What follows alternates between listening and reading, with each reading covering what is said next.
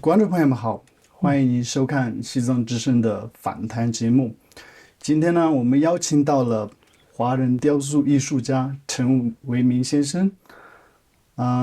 首先呢，我想请问陈先生是什么时候开始关注西藏议题的？扎西德赖，各位听众、观众朋友们，大家好。我是在2000年的时候，差不多应该是20几年前吧。那时候有个机会，就是汉藏友好协会呢，就委托我来到了德拉姆萨拉，为尊者达赖喇嘛呢塑造一个雕塑，一个能代表我们汉人对西藏的精神领袖的一个敬意。希望通过这个雕塑呢，传送我们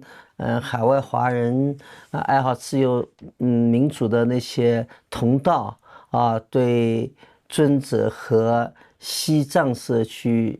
西藏文化的一个敬意，那么由我来完成这个东西。那么过去呢，我在中国受的教育，当然对西藏，特别是尊者有很多的负面的那种教育。在中国大陆，它是个洗脑教育嘛，完全是一个政治宣传嘛。那当我来到了自由国度，就是有了很大的变化。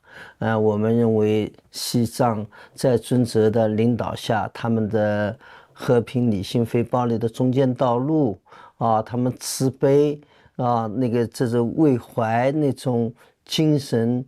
影响了整个世界。我第一次是到新西兰，那时候我还在纽西兰，那时候就受到这种感召，所以我很愿意接受这一个对我来说是很有意义的达赖萨拉之旅啊。尊者拍了很多照片，他呢还拍了一个高僧给我讲他的法相然后创作这个作品。当这个作品在3月10号那一天献给达赖喇嘛的时候，我看这个场面我是很感动的，因为有了这个作品，很多的藏人后来我所到之处都是哈达，用最纯洁洁白的那种纯洁的心来表示对我们的喜爱，对我们汉人。本来汉人他们都是有一定的距离感的因为毕竟这样我是有一种负罪感的。为什么？毕竟是我们汉人，当然是汉人政府的事情，但我们没有制止，没有能力去制止这种暴行的发生，对西藏的侵略，是吧？那么怎么讲呢？应该，其实我们应该表达出我们对这种的不认可和反对，是吧？那么我这次能到达赖萨拉面前尊者就上一次吧，就是我是带有一种负罪的那种心理来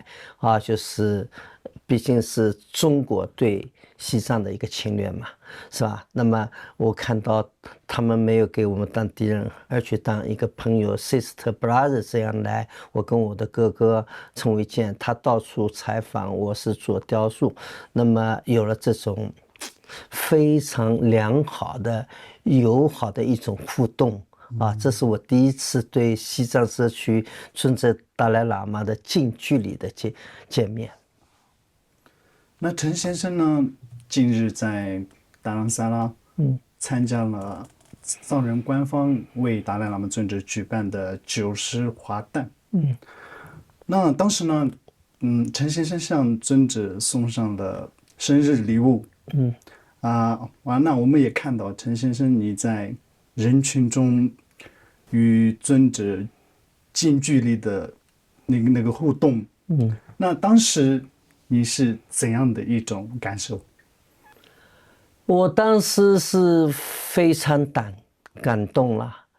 就是说我这次应邀能到这边来向尊者献上我们作为海外华人、爱好自由的华人和中国民族运动的一部分，那么献上我们的礼物，这是一份殊荣，对我来说是个人是非常重要的。但是在这当中，我们又得到了另外一份，就是后来就慈圣家属说，人家都没有的一份另外的一个 offer， 就是像尊者，他向我喂食这么一个小的动作，他说：“今天你是最有福报的人。”尊者可能会对人家一个摸顶啊什么，但是我除了这种所有的礼仪之外，一个非常亲切，就像一个长者对年幼的人的一个 feat， 这就是这种对你的喂养，它不是一个食物的喂养，它其实是一种精神的喂养和呵护。在这点上来说，尊者他本来是个神，他把自己降到一个凡人的一个，跟你非常平等的、和蔼的，像长子父亲一样的对你的爱啊，而来自一个中国的人。那中国其实对很多藏人来说，这不是一个非常优美的词，中国给他们带来了无穷的灾难，让他们流离失所啊！当中共的铁马、坦克、铁鸟飞翔、飞机飞翔的时候，整个藏民流落到海外，是吧？过了非常艰辛的生活，但是在尊者的领导下，我的感受，整个我看到这个达兰萨拉的进步啊，达兰萨拉的进展。我呢，其实今天有2个分享，刚才是这次其实我来的收获远远超过上一次。上一次是一种友谊啊，纽带的一种联合，一种精神上、心灵上的啊，就是说那种跟藏人社区和达赖喇嘛的一个亲近。这次来，我不仅仅是一种亲近，或有了一种新的感悟。这次这种收获是连上次都没有的。上次我就看到了，藏人对我们汉民族他没有那种敌意，他本着那种朋友啊，人们的友爱和慈悲为怀来接待我们，看到了这一点的友好。这是我比较了解到藏人的传统宗教文化，他们的人生哲学和他们处世哲学，他们是怎么看到人生和这个世界的，这是给我打开了一个窗口。那么今天刚才的又很藏人，他不仅仅是一个就是对传统文化佛经啊宗教的理解。刚才一个就被称为是藏人的比尔盖茨，我们见了他把这个藏人的文化还有什么，他提高了一个这现代科技的高度。这个科技高度其实达赖喇嘛他就有这种，他很愿意接受西方文化西方科技，他很有兴趣，是吧？而且他不光是西方的科技文化、教育、政治制度。在2011年的时候，藏人进行了那个政教分离，就是行政中央的执政长官是就施政，他是民选的是有47个议员，他是所有的藏人社区不同地区选举出来的，然后他们选举说，这是完全一个现代文明世界的一个民主制度的一个架构。那么回想起我的母国中国，他们一直过去说，哎呀，西藏是如何的落后啊，农奴制啊，都 slave， 都是农奴制。我看的小时候上小学的时候，大家都要去看那个电影，叫《农奴》，就是讲的西藏，那是那种苦不开言啊，水牢啊，什么东西啊，就是说我是这种教育培养出来的。但是我看到的现实，我们中国人还是根本没有选举的权利，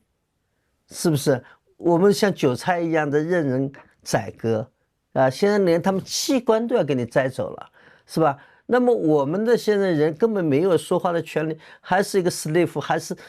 倒退到一个奴隶制了。所谓他们本来要解放中国、解放西藏啊，这是美好的一个语言，他要解放，解放是一种提升嘛。但是我们看到的，他们把那种无神论的领袖的像挂在布达拉宫，要进入每一个家庭。你即使无神论，你如果对宗教有个起码的尊重，那么你应该有他们自己的一个传统文化，是吧？这叫宗教自由嘛。那你这个说法，这个宗教自由，你是虚的，是假的，你没有真正的实现宗教自由，是吧？那么 OK， 那回想到我们这个国家，共产主义在那边，社会主义在那边，那么我们没有得到人类文明共有的财富，就是在政治制度上就是一个选举的制度，每个人做公民都有言论的自由，宗教信仰的自由，选择自己政府的自由。那我认为现在你们藏人社区啊都得到了，而我们还处在一个现代社会文明还没有进入这个大门，还处在一种黑暗的原始的甚至就是他们说的奴隶社会。因为共产主义有个学说，我们小时候都说先是奴隶社会先是原始社会，是吧？我不知道你接着中文讲，原始社会过渡到奴隶社会，奴隶社会到了封建社会，封建社会又到达社会到了资本主义社会，资本主义社会又到了社会主义社会，然后到是人类大同共产主义社会，一个美好的共产主义啊。当时孙子也认为共产主义不错是吧？那么几十年过去了，我们看谁得到了共产主义，人类大同，谁退回到奴隶社会？我看画这个饼的共产主义这帮共产党的信仰者，把中国人民都当成他生财之道的奴隶，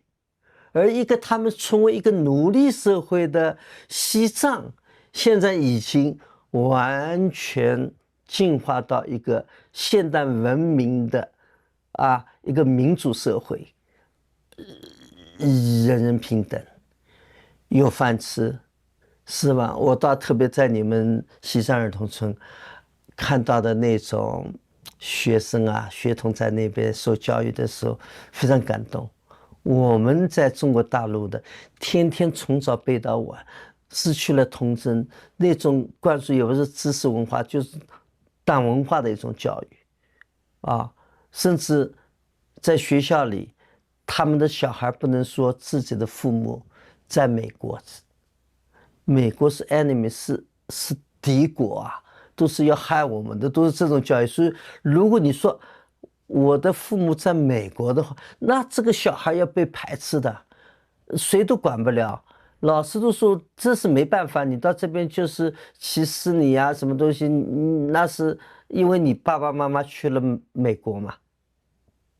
所以你如果有本事，你给我转学好了，都是这样的。那昨天呢，我们看到你向尊者送上了一尊塑像，请问那个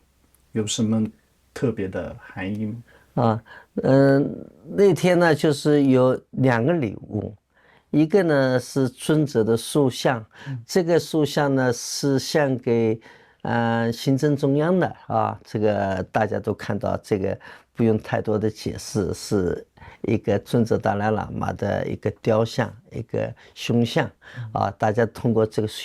像就能了解到它的其中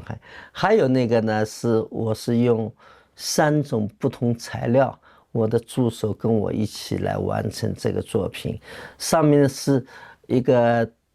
铜的转经啊，上面有菩萨啊，然后有转经的经文。那么中间呢是一个陶瓷的做的一个塔形，下面一个是木头。那么上面这个转经的这个东西，你们藏人都知道，转经可以，祛病消灾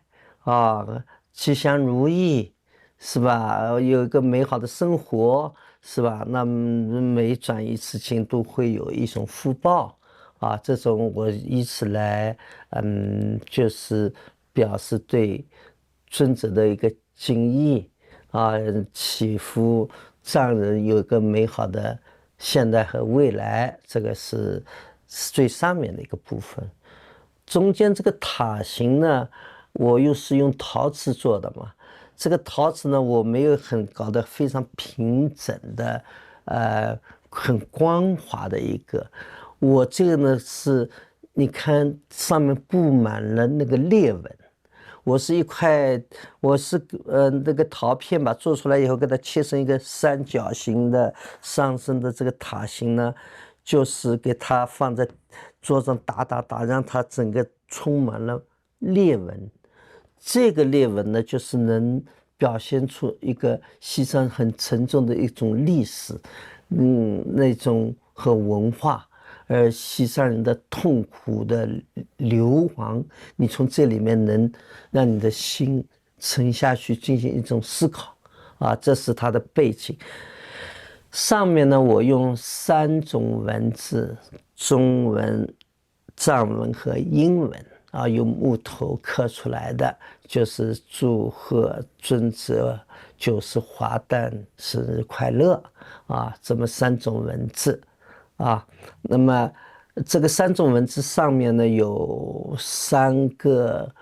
尊者的小的铜刻出来的那个他的相片，一个他小时候在西藏的那个戴着瓜皮帽很可爱的这么一个转世灵童这么一个形象。那么第2个是他的青年时代青年时代的时候，正好我用的是中文，因为青年时代他跟中国打交道，跟中国打交道，是吧？然后第3个呢，就是他现在年长的时候他走向了世界他的负责，他的慈悲，他不仅给西藏人民带来了福祉他也给整个世界带来了慈悲。我看这次那个会场上有5个伟人，4个已经去世了。像那个有曼德拉南非的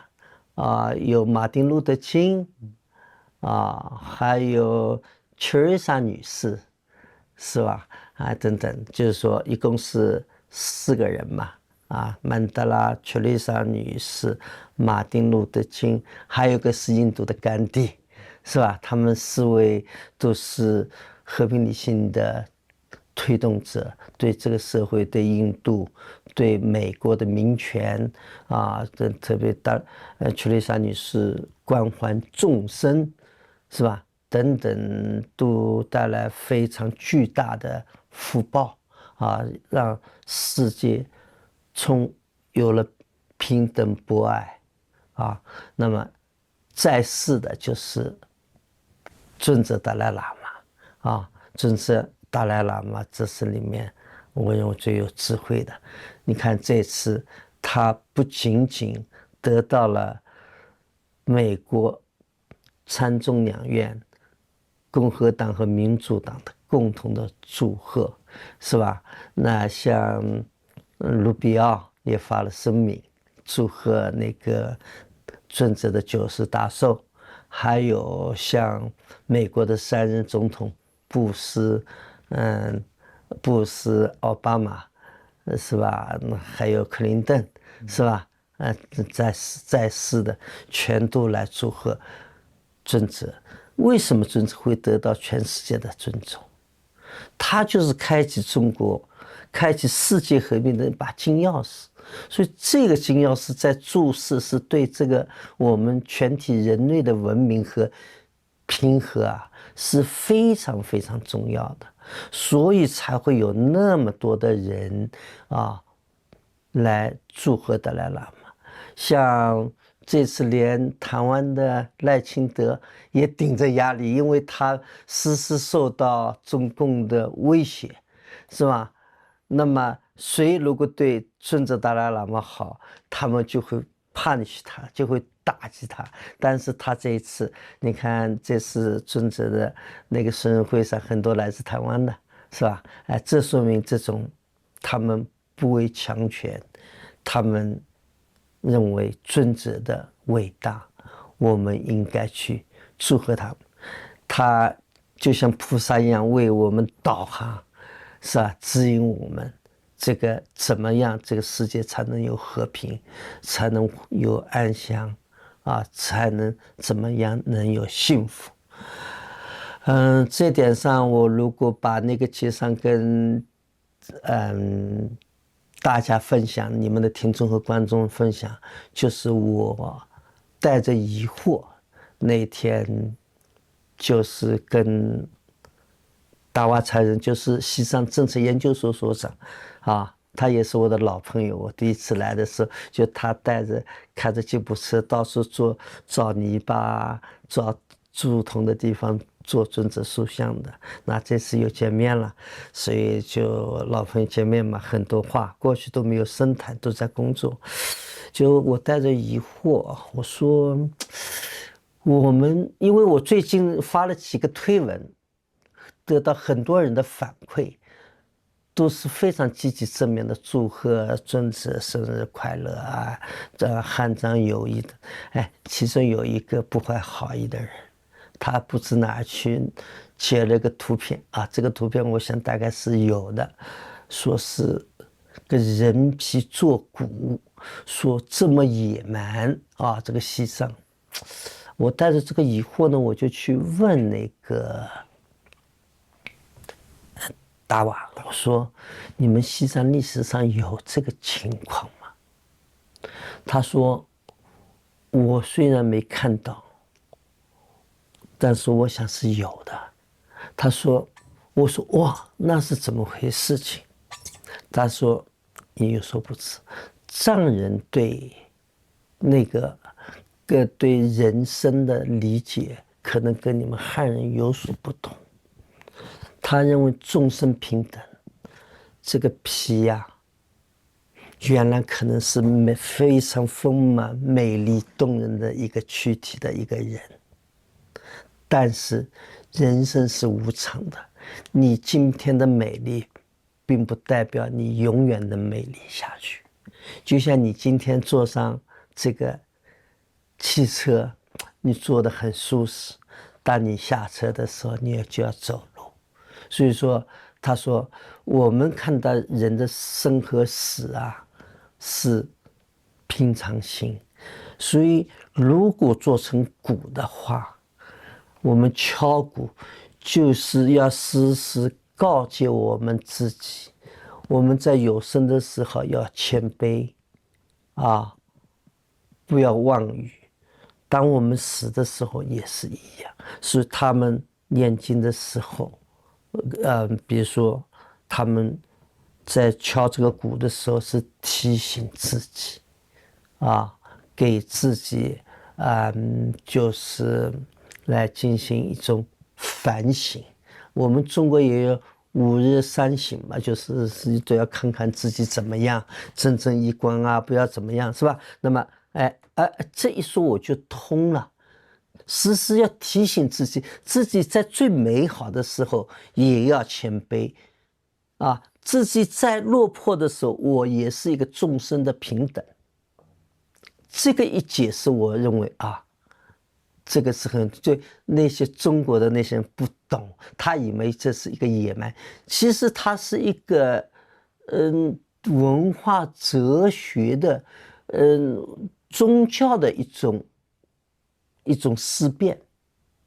是吧？所以这我就能够理解了。这个东西像我们，那么从这个上面我还看到了一个，我是学雕塑的，在法国有个非常著名的雕塑家叫做罗丹的，他有个最为著名的一个作品叫欧米埃尔，他的另外一个名字叫老娼妇。跟他原来的那种非常优美的吻啊，非常细腻的那种皮肤，很美好的胴体完全不一样。这是一个非常丑陋的一具像朽木一样的皮囊，整个乳房整个都就塌拉下来。他做的也是这个样的一个姿势。我看到这个东西有一种震动，看到了。他这个老少能想象当年是多么的风华绝姿，大家男人颠倒的那么一个偶像，那么美丽的一个女性，当她暮年的时候就变成这样了。我们引起我们的思考，这是他最重要的作品。所以你说如果有这个人皮骨，其实也是同理。法国人这么伟大的雕塑家也做出这。你表面看到是个丑陋，当然，当他那个变成艺术作品的，要让你去审视、沉思思考自己的人生，那么那个也是同样当然，他们说这个是真人身上，这是不可能的，这没有这种事情。而且，我就从这个东西上面，我还引申出另外的几个问题，比如说。OK， 他这个可能拿来做法器，那么我们其实现代人类也在用这个人的头盖骨比如他们说，我上他们看说是一个头盖骨做碗什么东西，用 OK， 我们现代人类不是也把人的器官什么人的肌肉我们做艺术家用来做人体解剖。有待于我们对人体结构的了解这个是易用人体解剖。你们这个是用于宗教人的心灵的净化，我们是用来作为艺术。那么人家拿来作为医学的研究，但是还有一些现在不文明的，远远不文明的，把它拿来作为商业化。我在美国拉斯维加斯看到他们有个博物馆，就德国人创建的，把人的那种钙化我不知道你知道这个消息看到过没有？然后钙化以后，它就变成个塑料了，然后这个进行商业转出牟利，是吧？我不说这个谁对谁错，但是这种现象是对尸体的一个运用。一个运用在宗教上，一个运用在医学上，一些利用在商业上。我是利用在艺术上面。我家床边我就放了一个骷髅，没有顶盖锅，里面我放一些东西，我的艺术品我放一些我的画画的橡皮那个不能说明什么问题说明我的残忍。我这个还是医学院拿来的，所以这跟残忍和文明是没有关系的，就是对这个人，而且，从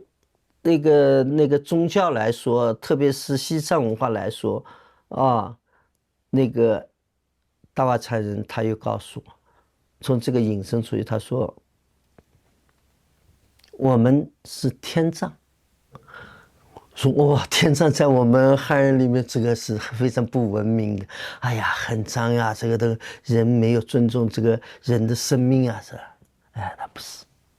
当他说完以后，看我了。天葬，他这个藏传佛教它是个轮回呀，它不是我们不但要念经，就是出世啊，出家啊，我们还要入世。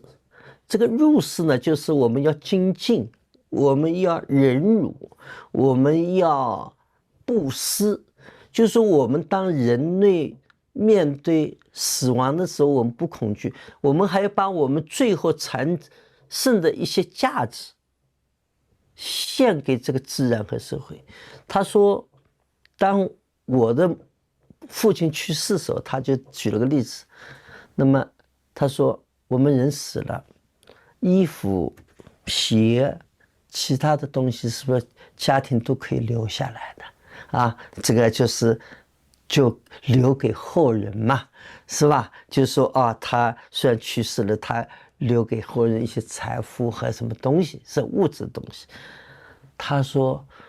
有哪个，包括你们汉民族，有哪个把他的 body 呢留下来的？全都不会留下，留下来是他的衣物和其他的东西。这个 body 是要送出去火化或者卖掉的，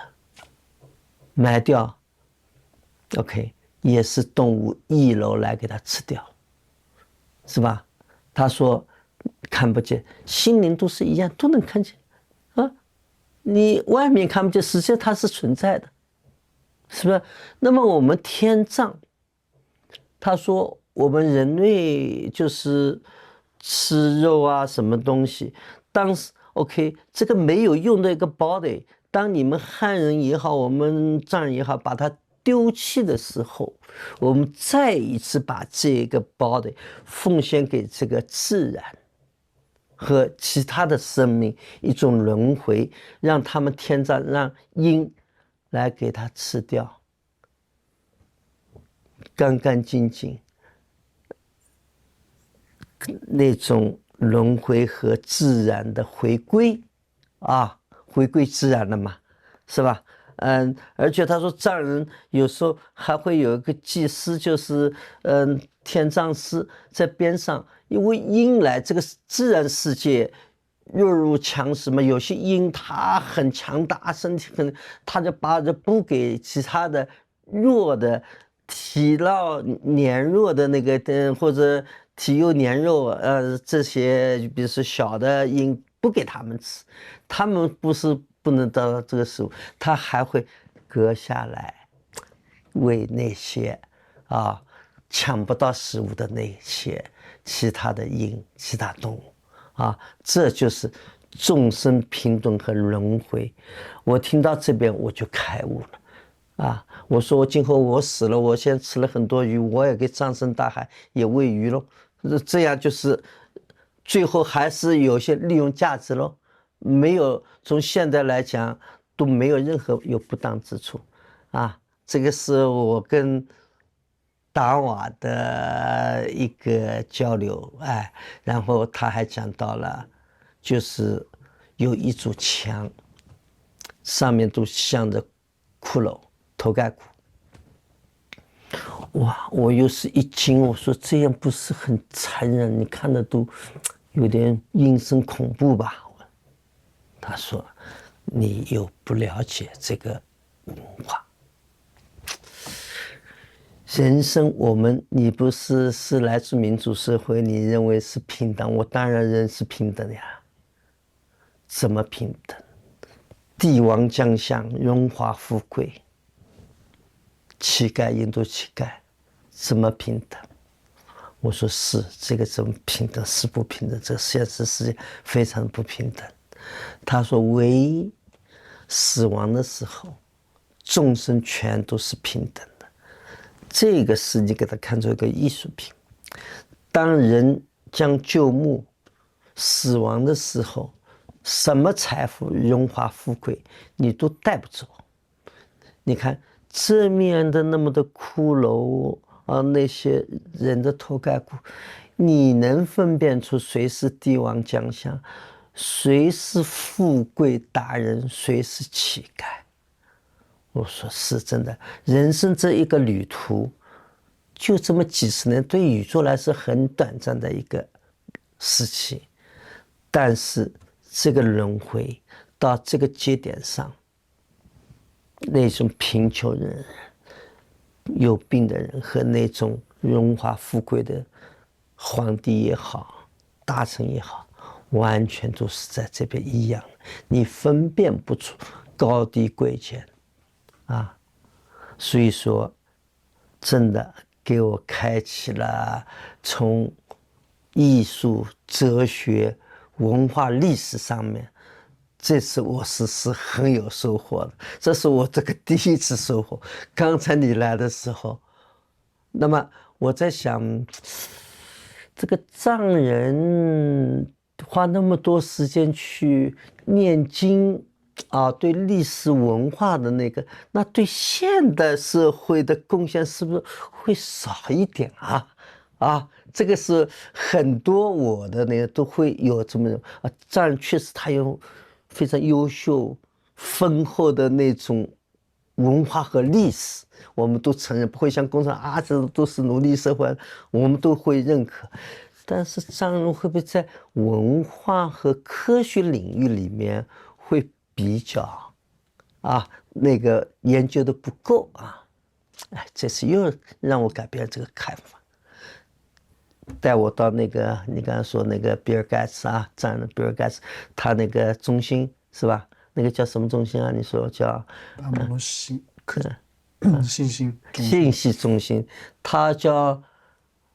莫兰信息中心是吧？啊，我记起叫莫兰信息中心。那个 monk 那个圣人，他的名字就叫莫兰吗？对，洛桑莫兰。OK， 那我觉得他叫莫兰信息中心。他又给我开启了一个智慧的窗口。一开始他介绍的人说他是西藏的比尔盖茨，我还疑惑怎么个比尔盖茨方法？我看这边也没有很多现代的那种科学，哎，人工智能。他现在把西藏的经文和现代科技跟他讲的，他的思想啊，远远超越了我。他对现代社会的科技的理解超越了我，就我所谓是来自那些国家，也看美国嘛，也看了很多东西，哎，确确实实，他把不光是给西藏文化、传统文明，用那种人工智能带给世界，向世界传播尊者的博爱、慈悲啊，那和优秀很深厚的那种佛教的所有的经文，他而且现在正在做一个东西呢，他要把世界的科技的成果用藏文啊，他用一个脑袋的思维，不仅仅是一个翻译器啊，他要用西藏人的那种思维方式，把西藏的东西给大家。现在我也用 ChatGPT， 就是看一下。这个翻译出来的时候，比如说六道轮回啊这种，我看到是不光是中文翻译，他的翻译的感觉就是一个中文人弄出来的，而不是一个藏人的思考弄出来的。他就是要弄一个藏人的思考，把这个提供给英文世界和华文世界，而且要把西方的他现在他说这种科学技术嘛。他首先刚才讲到，因为我后来走了是吧？讲到的就是他正在弄的就是，现代的这医学方面的护士的这种，他用世界上最优秀的护士的那种系统，怎么培养护士，他应该了解什么东西啊？他把这个东西搬给。藏文的那个 ChatGPT 这么一个，现在是人工智能方面去阅读，而且他会他说世界今后整个会改变，啊，刚才没听完嘛，就是我感觉，哎呀，实际上他不仅有优秀的文化，他对世界科技的展望，整个世界的理解。绝对不亚于我们，而且比我这个艺术家更加了解的太多，真的啊！我走的时候，我说，哎呀，还有点遗憾，我没听完，所以认为确实在西藏文化这种孕育当中，它不仅仅孕育出能够给世界带来文明和慈悲、和平，它还会给世界带来科学技术的那种转弯。那最近达赖喇嘛尊者有发表那个转世声明，他宣布他的转世传承将会延续那并且呢，尊者强调，寻访和认证下一任达赖喇嘛的唯一权威机构是现在的那个达赖喇嘛办公室。那你对此转世声明持什么样的一个想法？你是怎么看待这份转世声明的？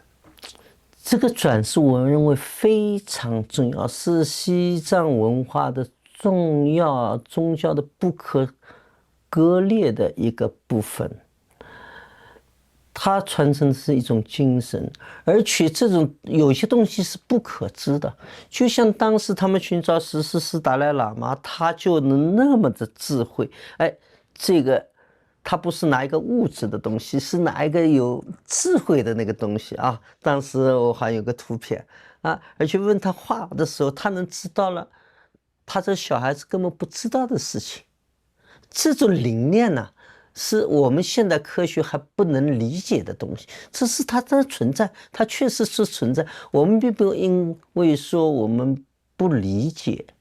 现代科学还没有证实它就不存在。那么在几百年前，谁知道这个地球是圆的呀？这个世界哪儿就是一个地球啊？地球是整个宇宙的一个沙粒都不到。整个宇宙现在是一个时间和空间的概念，它没有底，没有边，是吧？那么是我们现在知道了，你过去没知道。那么尊者这种理念，它确实存在，但是我们还，比如说还没有可以说，怎么样才能知道？就像张药，它能医好一个人，这是个现实。但是他用哪些材料是的？那他一下子还没分析出来，但是现在科学可以分析出他为什么能治这个病，是吧？那么尊者这个转世，我认为非常重要，而且是藏传佛教的一个部分。那么我想共产党一定会出来捣乱，他们也会不承认这个转世，他们会找一个中国内地的人，他们可以控制的搞一个转世灵通15世达赖喇嘛什么的。那这样的话来混淆世界视听我们也有达赖了，其实你根本无本之木，你这是个无神论，你怎么去？对，你不是说你是无神论吗？你无神论怎么要去指导有神论的转世呢？这本来是一个非常可笑的一个问题。你既然无神论，你就不要转世嘛，不存在这个问题。但是它是出于一个政治的需要，所以这样做，这样对世界会造成非常的困扰。怎么有两个不同的，谁是对的你可以转世，他为什么不能转世？但是就是现在刚才讲到这一点藏人的他的这个人工智能的研发，他说我们的人工智能的研发不仅仅是他一个转世，他能通过我们藏人的思维方式来认定哪一个也不是什么藏人行政中央什么东西，也不是什么共产党这个转世，他的那些那聪明怎么样转世，他能通过藏人他积累的这个，他会思考了，这个思考就是从传统的那种文化当中，他会去找到那个是真正的达赖喇嘛，我认为这个是太重要了，因为像我们这种，大家都说公有公，理有理，婆说婆有理，那那有些人说为什么这要在外面找这个达赖喇嘛尊者吗？难道西藏这个内地就找不到了吗？但是现代人工智能可以从那个文化的角度宗教的角度，他能找到谁是真，他说话更加有权利并不是本来大家各执一词谁是真神，但是这个人工智能它会帮你辨别出来哪个是真的，哪个是假的所以我认为这个转世制度是值得延续下去的，它是人类文化的一个瑰宝。那您作为一位艺术家，你觉得艺术在西藏的抗争运动，或者说在中国的民主运动中，能够发挥怎样的一个作用？艺术，你说，这个艺术对藏人来说，现在是一个宗教文化的一个传承。那我作为一个艺术家，就像其他的作家、思想家一样，我提供用艺术的形式来表达、来展现西藏被压迫、被苦难的这一段真实的历史。那么，这个艺术家如果不是一个真实的、有良心的艺术家，他可以歪曲这个事实；这样作家他也可以歪曲这个事实。但是我们作为追求真和善的人美的人，那么就像这个虽然达赖喇嘛的慈悲也是一个善也是个真实的东西。那么我们要展现这个东西的时候，那么毫无疑问就会把西藏真正的历史，特别就像我们这一代人，就是能把西藏流亡尊者流亡出来这段历史真实历史表现出来，我认为这也是非常重要的虽然有很多艺术家他们其实我认识也对西藏文化的非常的尊重，但是要触碰这个政治问题的时候，就像因为我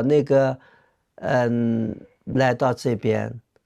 就不会成为是个汉奸了，汉就是汉族的汉嘛，汉奸了。他们就说这个汉奸陈为民本来是一个反贼反贼嘛就是反对共产党的贼了，反贼这还不是重要，现在是我们汉人的贼了，汉贼是就是汉奸了，已经是吧？上升到他就认为他号召所有的人不管是拥护共产党反对共产党的人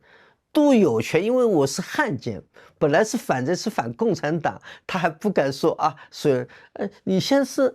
是汉奸，我们都有大家口诛笔伐要对我那其实他是真正的不理解，他是党文化这种宣传在这种酱缸文化里面浸泡的时间太长了，所以我到了这边对他们的说是我没有愤怒，我感觉他们真的需要一些学习，到这边来看一下我们汉人你看已经被共产党弄得精神恍惚，脸上看到的都是非常的严肃，对所有的人都是一种戒备状态到这边每个人的脸上是灿烂的、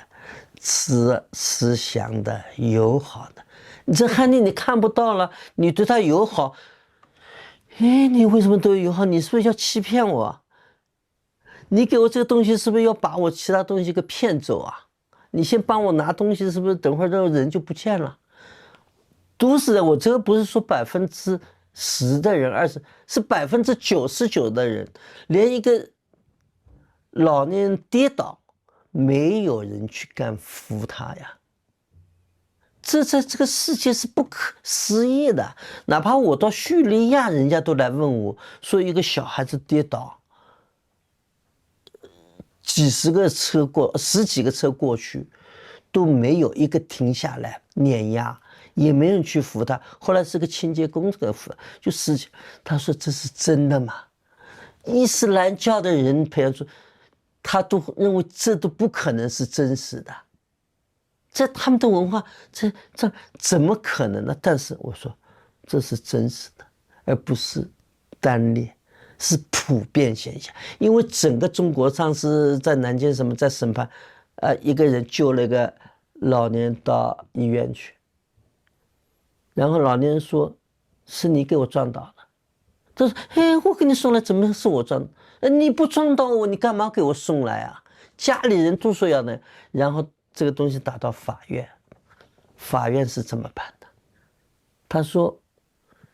这应该是你的责任，因为如果你跟这个无关，不是你撞的，你干嘛给他送到医院？这分明是你跟这个有了关系，你给他撞倒了，所以要判罪，要赔他损失。这种事情连整个政治制度、司法制度都倾向于这种，所以整个中国就完了，因为没有达赖喇嘛。所以我想，中国如果有幸能在中国有尊者这么一个智者的话，中国的人这个道德还不至于滑坡到这种程度。那我们想问的问题都已经问完了，你有没有想跟我们观众朋友说的？我想就是说，在达赖喇嘛有生之年，在庆祝达赖喇嘛尊者100岁生日的时候，我们能在一个自由的西藏，在那边为他祝福。我想那一天一定会到来。世界文明的潮流浩浩荡荡，独裁者、专制者是无可救药，是不可阻挡的。当时我去叙利亚的时候，独裁者阿萨德在普京的支持下依然不到，我回来的时候还没到，但是你知道现在已经到了，是吧？那么前苏联那么强大，共产主义独裁者也倒了，东欧那么多国家全都变化了，都走向了自由民主的社会。那么我想中国